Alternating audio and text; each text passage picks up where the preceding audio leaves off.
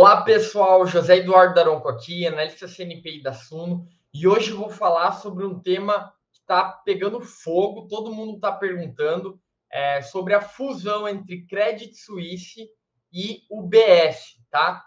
Os dois maiores bancos da Suíça e os dois principais bancos do mundo.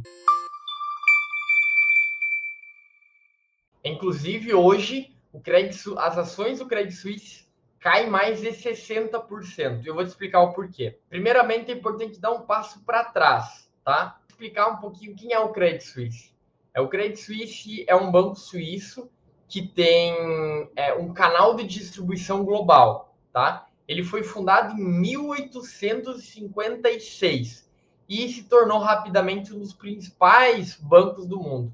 Não é à toa que sempre quando a gente pensa na Suíça, a gente pensa, retoma aos bancos, né? Aos bancos suíços, que são sólidos, grandes instituições financeiras. E esse ano vai ser marcado pela quebra de um grande banco.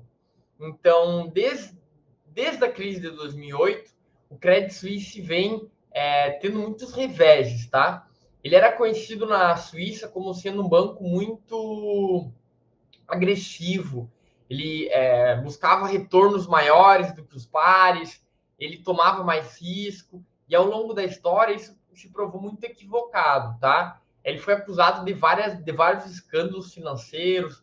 Em 2012, o banco foi condenado na Europa por manipular a taxa de juros, a Libor, tá? Ele foi condenado a uma multa de 2,6 bilhões de dólares, tá? Mais de 10 bilhões de reais. Em 2014, o banco foi condenado por ajudar os seus clientes a sonegar imposto nos Estados Unidos, sendo condenado a mais de 10 bilhões de reais. Como se não bastasse, em 2021, ainda na pandemia, teve vários escândalos financeiros envolvendo alguns fundos de investimentos, e os seus clientes eles perderam mais de 10 bilhões de dólares. Isso é mais de 50 bilhões de reais. Então, assim, ao longo da sua trajetória, o Credit Suisse ele foi muito penalizado por esses escândalos. E quando a gente fala de um banco de investimento, o seu principal ativo é a sua reputação. E a reputação do banco estava cada vez mais em frangalhos. Ainda assim, o banco tinha mais de 2 trilhões de dólares sob gestão. Isso dá, pessoal, mais de 10 trilhões de reais, tá? Então é um valor expressivo que o Credit Suisse tinha sob gestão. Só que a partir de 2021, quando os seus clientes tiveram perdas bilionárias em alguns fundos de investimento, as autoridades financeiras começaram a avaliar o Credit Suisse, avaliar de perto, ele começou a dar sucessivos prejuízos, a queimar a caixa, e rapidamente os clientes começaram uma onda de saques. Então foi aí que o banco acabou se perdendo. Só nos últimos 3 meses do ano passado, os clientes do Credit Suisse sacaram mais de 600 bilhões do banco. Então o banco foi ficando cada vez com menos liquidez, com menos dinheiro disponível. E acreditava-se que ele iria decretar falência, assim como aconteceu nos bancos americanos. Então, isso foi levando um tempo, até que ontem à noite, o UBS, o seu principal concorrente na Suíça, fez uma aquisição do Credit Suisse por 3,25 bilhões de dólares. O Credit Suisse já chegou a valer mais de 30 bilhões de dólares.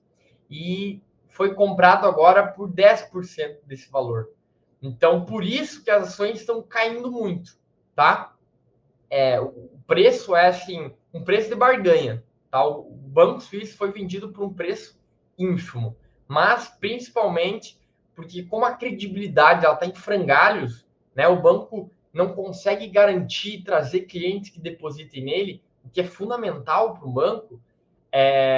Acaba que o banco não teve outra opção. O governo da Suíça apoiou a transação, criou uma legislação emergencial e fez com que a fusão não fosse aprovada pelos acionistas dos dois bancos. Então, foi um duro golpe aos acionistas do Credit Suisse. O presidente do banco chegou a afirmar que era um dia histórico e muito triste, tá? Então, hoje, estamos fazendo história no mercado financeiro global. Mas, José Eduardo, qual é o impacto disso para os bancos brasileiros?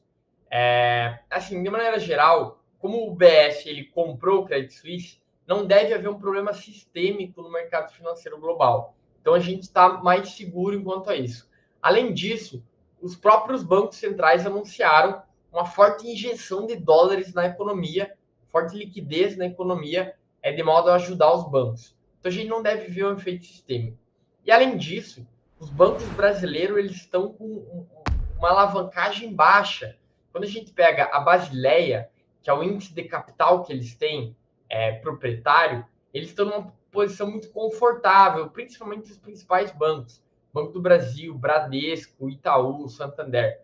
Então, eu não vejo um impacto muito significativo aqui para a Bolsa Brasileira, tá? E aí, você gostou desse vídeo? Deixe seus comentários e me fala a sua opinião sobre a quebra dos bancos suíços.